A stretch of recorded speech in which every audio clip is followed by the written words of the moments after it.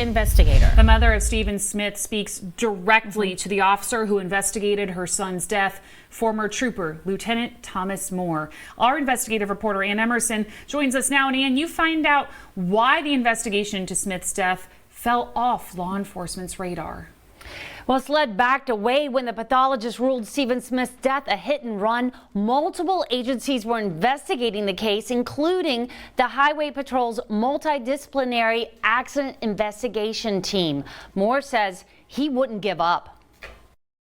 I have an oath. I can't walk away from that. Even though that's not my specialty, I can't just walk away from that. And meanwhile, Stephen Smith's mother, Sandy, was walking those roads back in July 2015, searching for clues. I walked that 3 miles from where his car was to where the body was, and I didn't find anything, but I was still looking. He said that it did not appear Stephen Smith was hit by a car. His road rash was minor. His shoes were still on his feet. I mean, I definitely think he was murdered. There's two things that come to my mind. Either he was murdered there or he was murdered elsewhere and dropped there. Frustrated, Moore says he took his theories on Stephen's death to the higher-ups at the Highway Patrol. I felt like the brass, which would be, the people running the Highway Patrol, should have stood up and went to SLED and said, this is not a hit and run. Y'all are asking us to investigate something that is not a hit and run. He then took the case to the Hampton County Sheriff. Line by line by line, explained to them why this was not a hit and run and tried to hand them the file, and they would physically not take it in their hand. Meanwhile, the Highway Patrol's accident investigation team, MATE, kept working the case, but there were limitations. We had MATE come in and answer some of the questions we had, but we are not trained homicide investigators. It feels like that's where things started to kind of fall apart. Yes.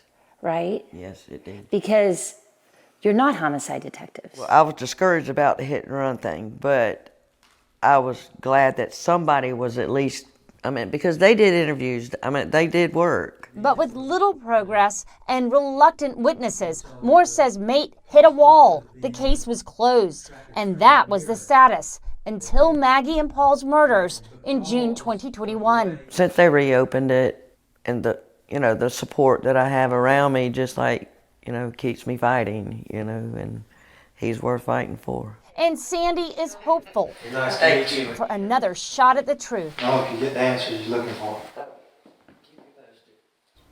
We're trying to track down what happened with this investigation. We filed Freedom of Information requests with SLED, the Hampton County Sheriff's Office, and the Highway Patrol. We want to look at the emails sent between these agencies back in 2015 regarding Stephen's death. Why was this case ruled a hit and run when so many investigators said otherwise? This isn't the first time I've spoken to Tommy Moore. In a remarkable twist of fate, Moore was also one of Alec Murdaugh's alleged victims of fraud. We spoke to him about where that case stands, and I'll have that story for you later this week. The pathologist is a voice for the dead, and you were not a voice for my son. Smith there did mince words in an exclusive sit-down conversation with News 4. And for the first time, she got to meet and speak with the Highway Patrol official, who was there when Stephen was found dead. Our Tara Jabor begins our team coverage tonight. So what did the two agree on during this wide-ranging interview, Tara?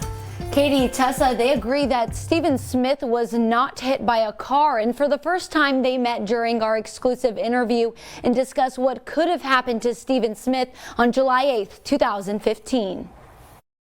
I've read his report thoroughly, and I just want to thank you so much for doing your job. Well, I appreciate that, but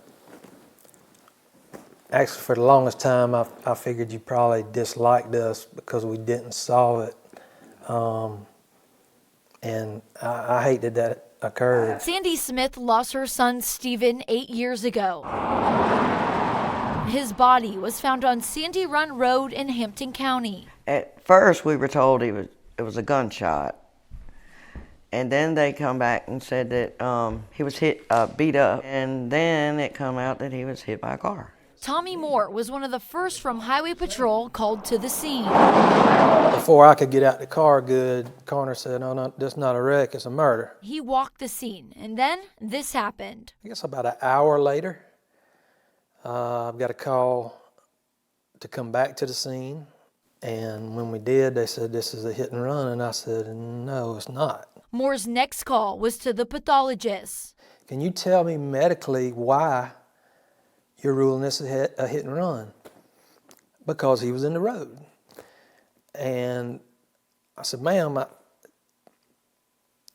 that's not a medical reason." I knew at some point they did an x-ray of his head and there was no bullet inside his head. Moore didn't let up, even as Highway Patrol continued its investigation. You're talking to a wall. They've already made their minds up. Sandy Smith wouldn't quit either, and she knows she has someone on her side.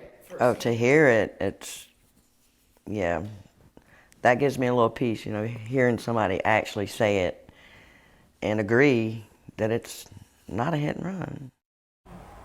And SLED reopened the investigation into Stephen's death in 2021. Coming up later, we'll have our investigative reporter, Ann Emerson. She'll look at why other law enforcement agencies did not take Stephen's case.